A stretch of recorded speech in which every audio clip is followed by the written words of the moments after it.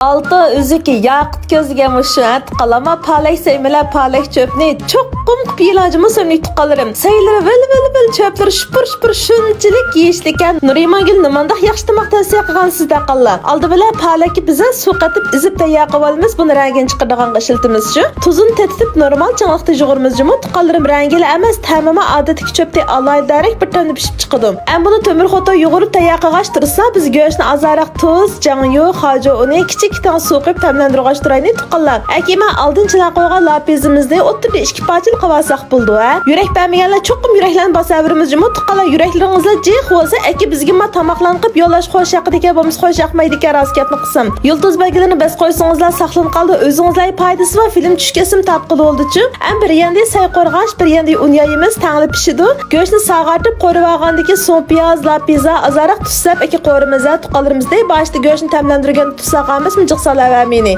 Aka şoğulcan bilan şoğlu samsaqlar hazır tuvaqni yapıp dümla qo'yib, aka xamirimizni kisib salsaq bo'ldi tuqqanlar. Aslima palaksa yeşil yushud olgandagi lapizlar qizil, oq qilgan bo'lsa rangi toza tushadi, shundoq katta maqolardi. Ammo bugun ishlatganimiz Annuriniki yeşil o'chimidagi oshxona emasmi tuqqanlar? Shuning bilan sayimizmi yeşil, uniki rangida tartib ichi teshi hammanimiz yeşil tamoqlay dedimchi bugun. Annuri ularimiz tuzni ko'parak yeydi, ta'mi shunchalik yeyishlikka tuqqanlar. Qarangizlarcha, men uniki go'zalligini en bu pişqıçamız palakniki qo'lini sap azaraq suv qo'yimiz jimi bir o'rlagandagi iki palakniki yopirmog'ini solamiz. Kraxmal qamabdiki salama qoldim tuqqalar yarim qo'shiq kraxmalni suvda eritib qo'yaversingizlar sayingizlar qo'yilib shinnilik teg'imi yeyishlik teg'im chiroyli chiqdi jimi tuqqalar. Mana tayyorda tuqqalar alomat deymiz karamat deymiz ma palak laymani nima deymiz deydi tuqqalar bek yeyishlikchim cho'qqim yapaqingizlar sizlarga yaramay qolmaydi jimi sumik tuqqalarim.